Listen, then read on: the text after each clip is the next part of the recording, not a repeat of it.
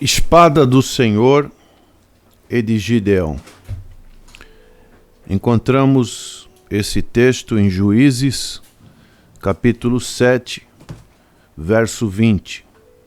Assim tocaram os 3 esquadrões as buzinas e partiram os cântaros, e tinham nas suas mãos esquerdas as tochas acesas, e nas suas mãos direitas as buzinas que tocavam, e exclamaram: Espada do Senhor e de Gideão.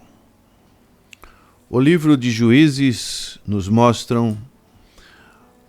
uma parte da história do povo de Israel quando adentrou a terra prometida, quando, depois de líderes que se destacaram como Moisés, como Josué, agora há uma fragmentação com relação à liderança do povo de Israel na instalação da terra prometida. O Senhor deixou uma espécie de contrato com aquele povo ao adentrar a terra prometida. Podemos encontrar repetidamente o cuidado que Deus orientou o seu povo para não se contaminar, não se prostituir com os costumes, com a adoração, com a religiosidade daqueles povos pagãos. E o Senhor deu esta orientação: caso eles não cumprissem com essa orientação, com a chamada lei de Deus, viria sobre eles flagelos, inimigos aos derredores que iriam causar grandes males. Isso aconteceu por diversas vezes. Diversos juízes, ou podemos chamar libertadores, ou salvadores, conquistadores do povo de Israel se levantaram para expulsar os exércitos inimigos que adentravam ao território de Israel e oprimiam o seu povo. Deus sempre levantou esses libertadores. E no capítulo 7 de Juízes nós vemos a história de Gideão, um homem que a princípio demonstrou que não estava preparado para ser esse libertador, mas foi aos poucos se convencendo de que ele seria essa pessoa que seria enviada por Deus. E o que nos chama a atenção, e nessa história tem várias aplicações de lições importantes que podemos meditar nessa história muito conhecida da palavra do Senhor, principalmente dita para as nossas crianças através da escola dominical. Nós vemos que Deus tinha convocado Gideão para liderar um grande povo. Diz o verso 2: E disse o Senhor a Gideão: Muito é o povo que está contigo, para eu dar os midianitas em sua mão, a fim de que Israel não se glorie contra mim, dizendo: A minha mão me livrou. Parece uma incoerência, né? Porque numa batalha, quanto mais soldados vierem tiverem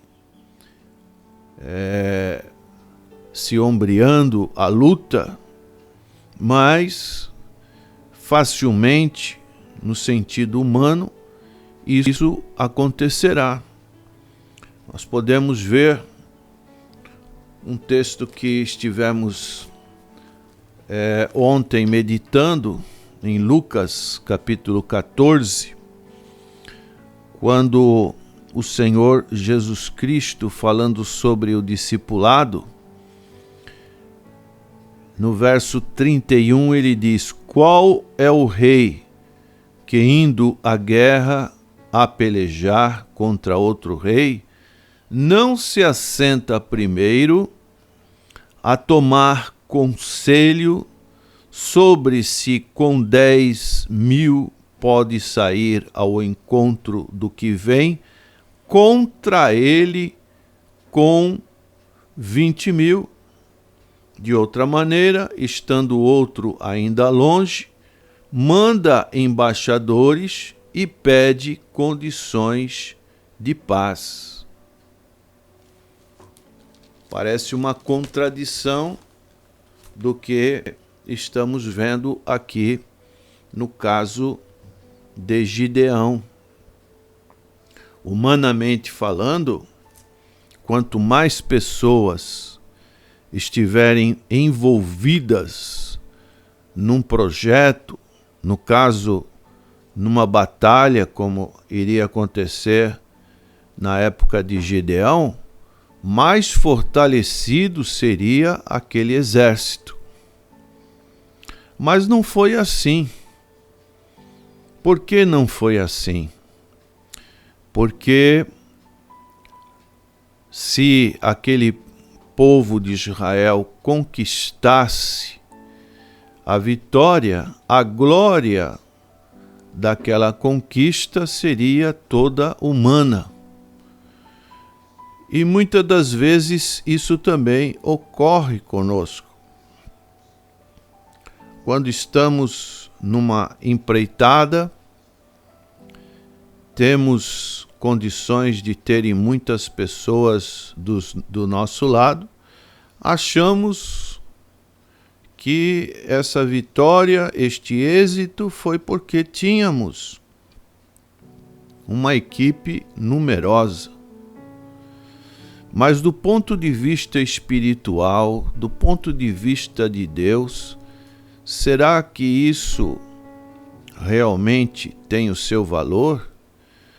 Quando uma pessoa tem essa vitória, geralmente ela se sente importante. Tá vendo?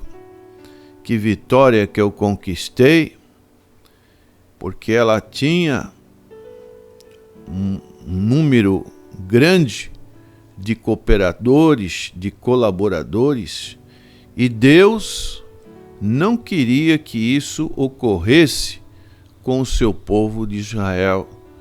Deus queria ser reconhecido pelo povo, e o povo assim prestando a verdadeira adoração a Deus e deixando de lado qualquer outra influência de outros deuses e muito menos dos poderes humanos. Por isso precisamos ter este cuidado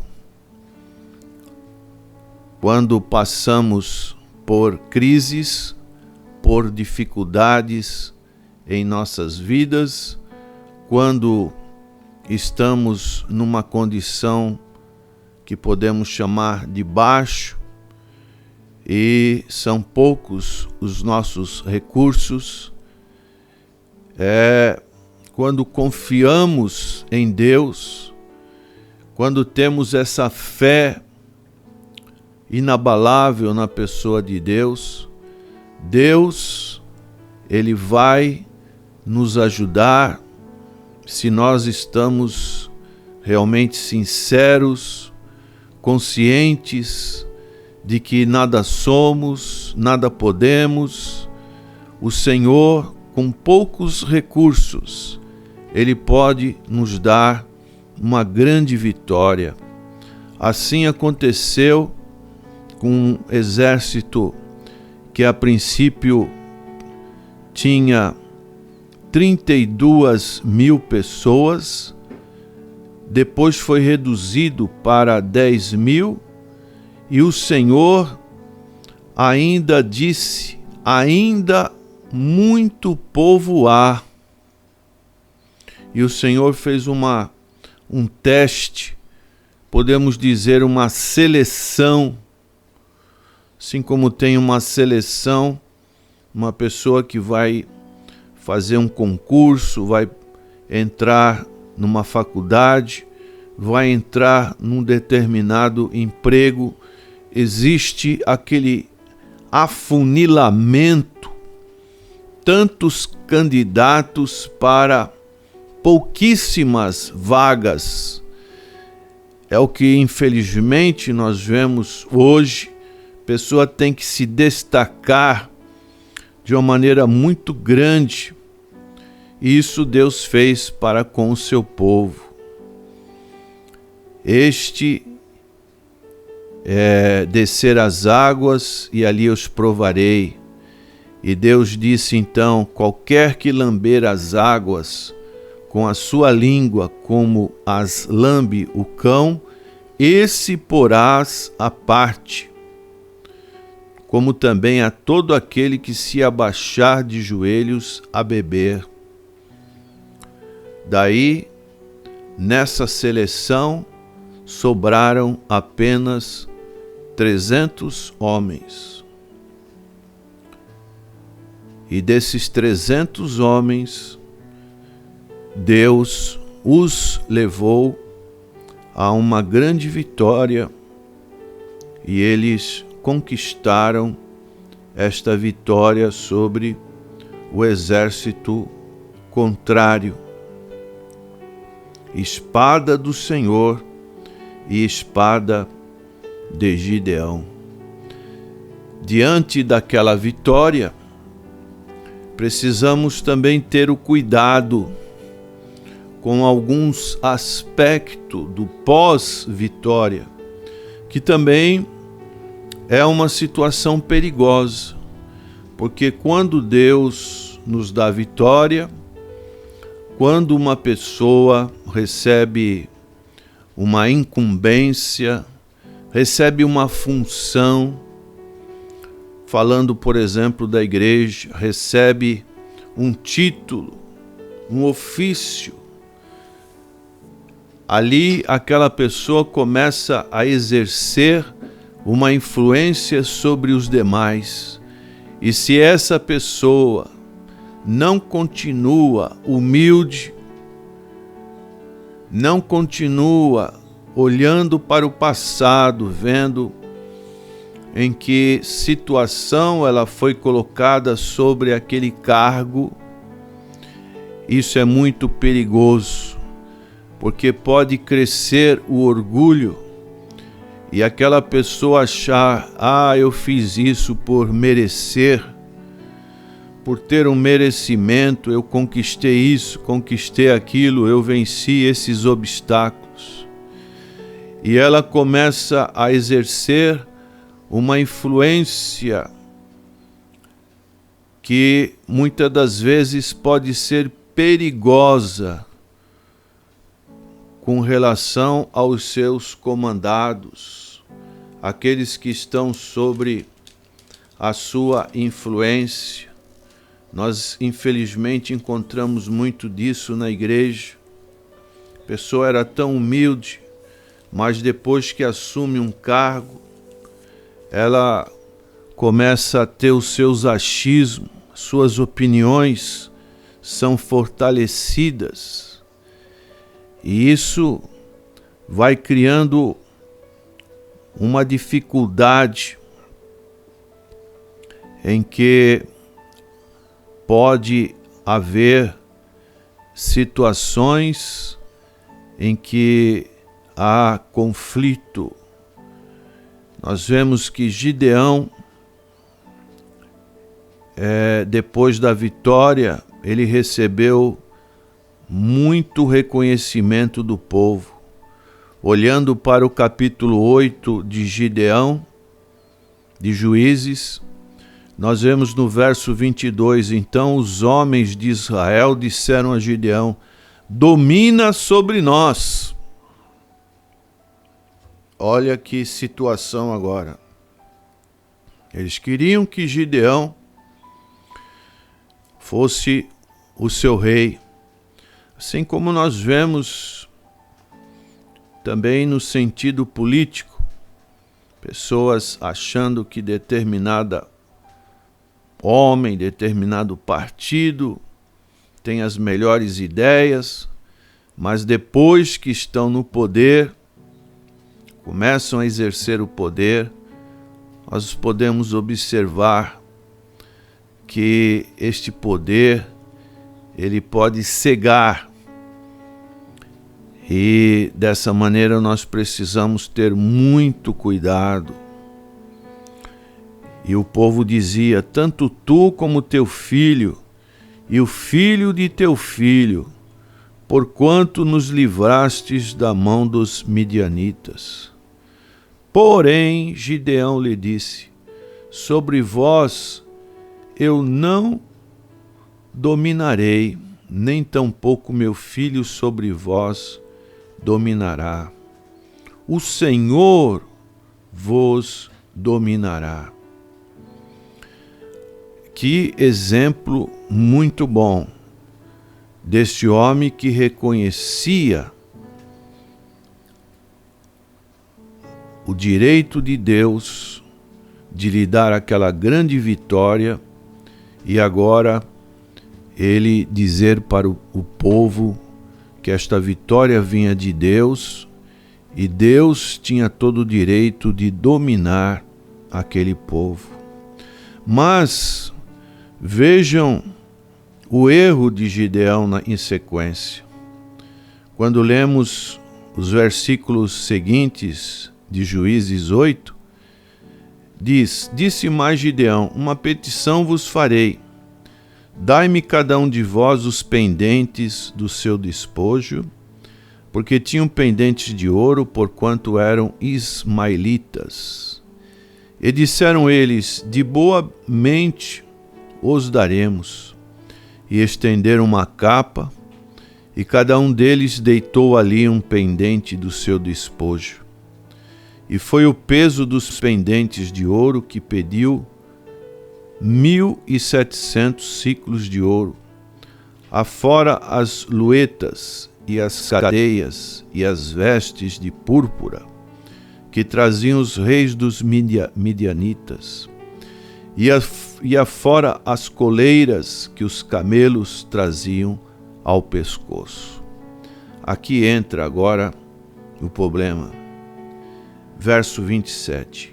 E fez Gideão disso um éfode e pô-lo. Esse éfode é uma vestimenta modelada segundo o traje curto externo usado pelo sumo sacerdote. Fez um éfode e pô-lo na sua cidade em Ofra. E ali, o que aconteceu com o povo? E todo o Israel se prostituiu ali após ele, e foi um tropeço a Gideão e a sua casa. Olha que situação, um homem que recebeu tantas vitórias, e agora esse homem está introduzindo o povo a uma prostituição de adoração contra Deus. O cuidado de quem está por cima deve ter por falta da humildade, da dependência de Deus. um alerta para aqueles que estão em cargos de influência sobre as outras pessoas, achando que ali, sem ele, não é possível a coisa funcionar. Precisamos ter esse cuidado. Uma outra lição que podemos ter aqui nesse caso, com esse episódio, é a questão da equipe. 300 pessoas que estavam unidas com o mesmo propósito. Deus não precisa de muitas pessoas. Deus precisa de poucos. Mas os poucos que Deus prepara devem estarem coesos. É como um organismo. Paulo fala muito sobre isso quando faz um exemplo do corpo, a respeito dos dons que recebemos. Se não estivermos engrenados, embasados no mesmo ideal, bem ajustado, como ele fala em Efésios 4,16, o corpo não cresce. Podemos ver isso a começar pela família. Uma família desajustada, desunida, é uma família problemática. É uma família que vai trazer consequências também para toda a sociedade. Se está inserida na igreja, vai trazer confusão para a igreja. Por quê? O problema está na igreja? Não, o problema está na própria família desunida. E essa desunião tem consequências também na casa de Deus, porque não existe este sentido de equipe. Nós vemos que quando o Senhor Jesus Cristo iniciou o seu ministério aqui na terra, a primeira providência que ele fez foi reunir 12 pessoas ao seu lado. E como ouvimos ontem numa mensagem do nosso presbítero Washington, 12 pescadores, pessoas incultas, pessoas com atividades comuns, com pouca escolaridade, mas Jesus Cristo escolheu essas pessoas para que o conhecimento do mundo, a intelectualidade do mundo não fosse notória. Jesus escolheu pessoas simples, mas determinadas como foram, para dar prosseguimento à sua obra. Muitas das vezes uma pessoa tem toda uma capacidade intelectual de preparo, mas infelizmente o seu coração, ele não está preparado para esse trabalho em equipe. E muitas das vezes uma pessoa com pouco preparo, mas com muita vontade de fazer a obra do Senhor, de estar à disposição, de ser uma pessoa simples, humilde, como o trabalho de Deus, ele rende, ele avança. Daí a necessidade de termos uma equipe coesa em todos os ambientes. Como é que podemos trabalhar num ambiente onde vamos prestar um serviço à população, se esse ambiente está confuso, uma pessoa não se dá com a outra, existem brigas internas, a casa está dividida. Nós não encontramos isso. Esses grupo de 300 pessoas foram divididas em 3 partes. tinham a função de, numa mão, a mão esquerda, levar as tochas acesas e nas suas mãos direitas as buzinas. Aquilo houve uma harmonia e a vitória veio. Quando há essa harmonia, o Senhor nos abençoe. Uma outra coisa que podemos ainda ver nesse texto, que nos inspira, no capítulo 7 de Juízes, verso 3. Agora, pois, apregoa aos ouvidos do povo, dizendo: quem for covarde e medroso, que volte, e vá-se apressadamente das montanhas de Gileade. Então voltaram do povo 22.000. 22.000, a grande maioria, voltou por causa da sua covardia e por causa do medo. Muitos não querem fazer a obra por causa do medo, do temor. O que vão pensar de mim? E se isso fracassar? Colocam obstáculos em suas atividades por causa do medo. E Deus não se agrada de covardes, de medrosos. Deus quer pessoas determinadas, pessoas com compromisso, pessoas que realmente não recuam, que possam ir até o final, custe o que custar. Já analisaram este custo e agora querem cumprir com esta missão de chegar ao final de sua carreira. Esta é uma outra lição importante. Precisamos ter coragem para, dia após dia, fazer a obra do Senhor, para conquistar esse território espiritual na vida das pessoas, tirar as trevas da vida das pessoas para que conheçam Jesus Cristo, a única luz verdadeira, sejam libertos para que comecem a ter esse novo nascimento e também serem um discípulo, uma discípula do Senhor Jesus Cristo.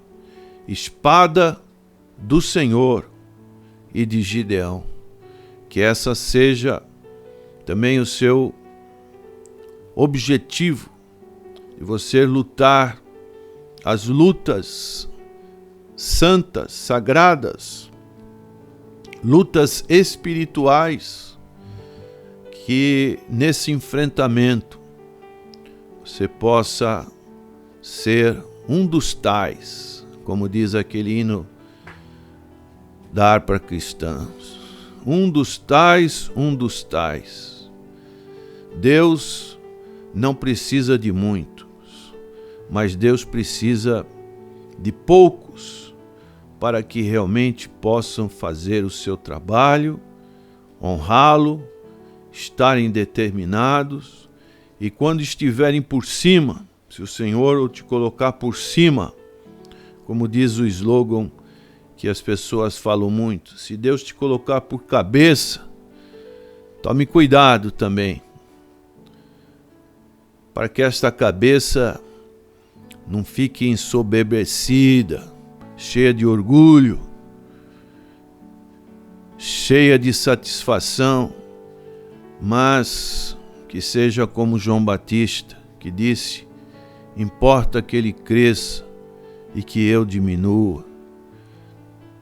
Reconheça que tudo vem do Senhor.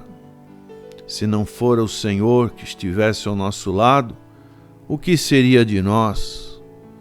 Podemos olhar, contemplar as vitórias mas precisamos sempre estarmos humildemente nos quebrantando para que o Senhor, no seu tempo oportuno, principalmente na glorificação, Ele possa nos exaltar.